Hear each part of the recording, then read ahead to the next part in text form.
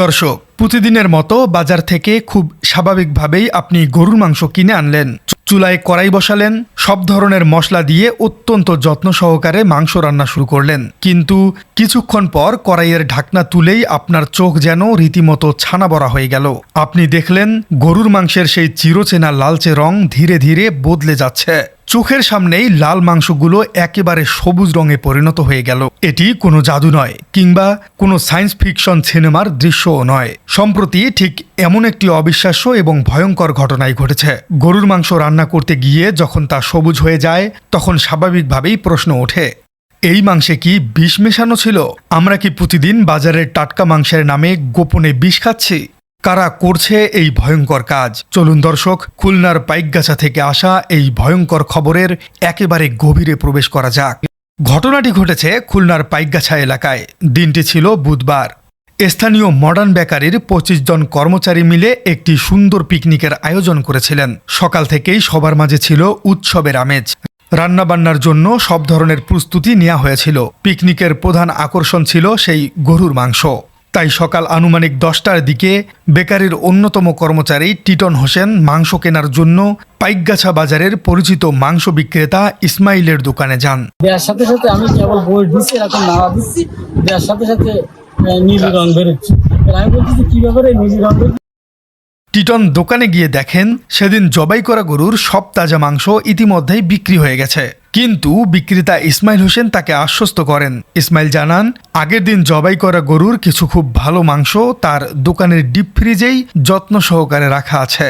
টিটনের যেহেতু মাংসের প্রয়োজন ছিল, তাই সে ইসমাইলের কথায় বিশ্বাস করে ফ্রিজ থেকে বের করে দেওয়া সেই ৪ কেজি গরুর মাংস কিনে নেন। সব বাজার সদাই শেষে শুরু হয় পিকনিকের রান্নার কাজ। কড়াইতে তেল, পেঁয়াজ আর সব ধরনের মশলা দিয়ে কষানো হয়। এরপর অত্যন্ত যত্ন সহকারে সেই ফ্রিজের মাংস কড়াইতে ঢেলে দেয়া হয়। কিন্তু রান্নার ঠিক মাঝামাঝি পর্যায়ে এসে ঘটে যায় সেই অভাবনীয় ঘটনা।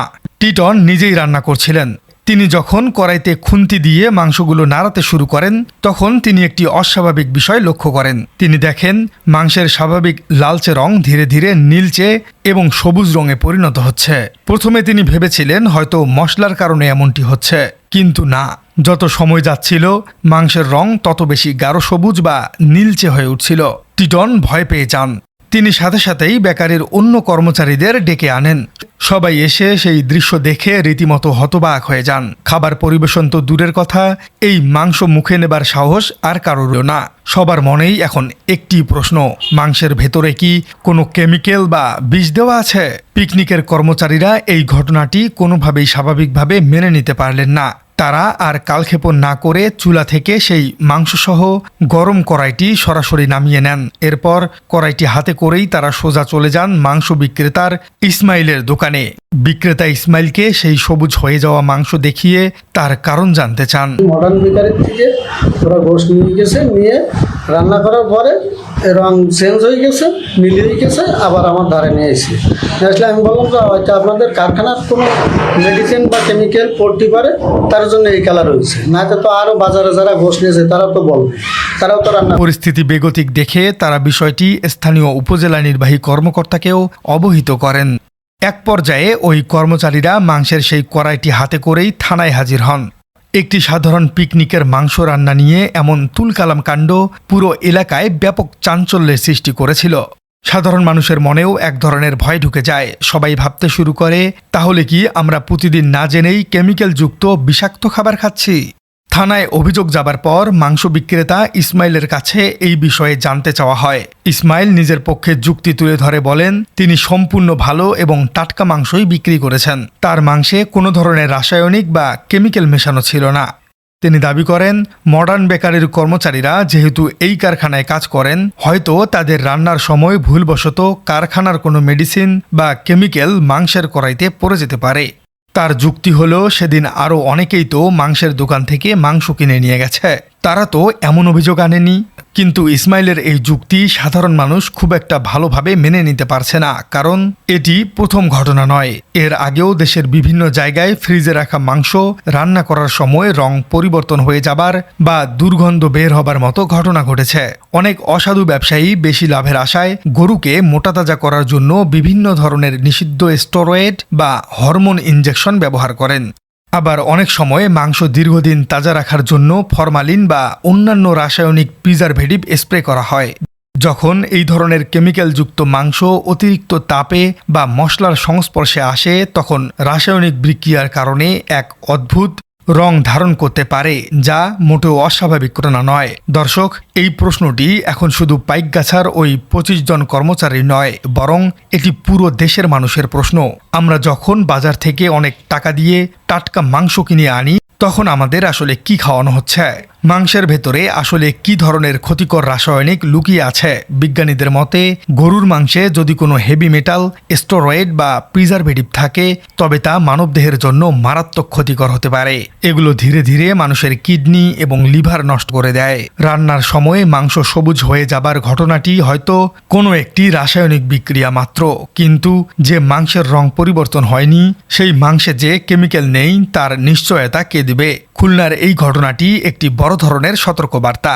প্রশাসন যদি এই ঘটনাটিকে শুধু একটি ছিন্ন ঘটনা বলে এড়িয়ে যায়, তবে তা হবে চরম বোকামি।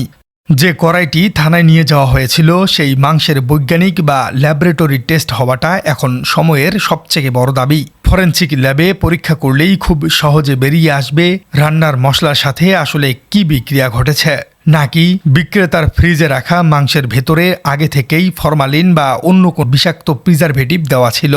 যদি বিক্রেতার অপরাধ প্রমাণিত হয়, তবে তাকে কঠোর শাস্তির আওতায় আনতে হবে। আর যদি এটি কোনো খামারিদের দেওয়া ইনফরমেশনের ফল হয়ে থাকে, তবে সেই চক্রটিকে খুঁজে বের করতে হবে। খাদ্যে ভেজাল এখন বাংলাদেশের সবচেয়ে বড় একটি নীরব ঘাতক। আমরা প্রতিদিন জেনে বা না জেনে এই নীরব ঘাতককে আমাদের শরীরে প্রবেশ করাচ্ছি। পাইকগাছার এই পিকনিকের মাংসটি হয়তো সবুজ হয়ে যাওয়ায় তারা সেটি খায়নি, কিন্তু যেই মাংসগুলোর রং বদলায় না, সেগুলো কি আসলেই নিরাপদ? সরকারের খাদ্য নিরাপত্তা অধিদপ্তর বা নিরাপদ খাদ্য কর্তৃপক্ষকে এখন আরও অনেক বেশি কঠোর হতে হবে। বাজারগুলোতে নিয়মিত মোবাইল কোর্ট পরিচালনা করতে হবে। মাংস, মাছ বা সবজি সবকিছুর মান নিয়মিত ল্যাবে পরীক্ষা করতে হবে, কারণ মানুষের জীবনের চেয়ে মূল্যবান আর কিছুই হতে পারে না। দর্শক, খুলনার পাইকগাছার এই চাঞ্চল্যকর ঘটনাটিকে আপনি কিভাবে দেখছেন? আপনার কি মনে হয় গরুর মাংসে আসলে কি কোনো কেমিক্যাল মেশানো ছিল, নাকি রান্নার সময় কোনো ভুল হয়েছিল? খাদ্যে এমন ভেজাল রোধ করতে প্রশাসনের আর কি ধরনের পদক্ষেপ নেওয়া উচিত বলে আপনি মনে করছেন? কমেন্টে জানিয়ে দিন আপনার গুরুত্বপূর্ণ মতামত। আর আমাদের চ্যানেল নতুন হয়ে থাকলে চ্যানেলটি সাবস্ক্রাইব করে বেল আইকনটি বাজিয়ে দিন। দেখা হচ্ছে পরবর্তী ভিডিওতে। ভাই গোষ্ঠটা নামানোর পরে রেখে দিচ্ছি, দেওয়ার পরে খানিক করে সবাই ডাকলাম, দেখে বলে দেখুন সেটা কমে যাচ্ছে, কোনো গোষ্ঠ আমরা ফ্রাই খাই, সেটা কমে যাচ্ছে না। এবার সবাই মিলে আমরা যাচ্ছি কি তাহলে এই গোষ্ঠের মধ্যে কোনো কেমিক্যাল দেওয়া আছে মনে হয়। জবাই করে বেচার পরে ফ্রিজের গোষ্ঠ বেচেছি, লোকে নিয়ে গেছে। তার মধ্যে মটন বেকারি থেকে ওরা গোষ্ঠ নিয়ে গেছে, নিয়ে রান্না করার পরে রং চেঞ্জ হয়ে গেছে, নীল হয়ে গেছে, আবার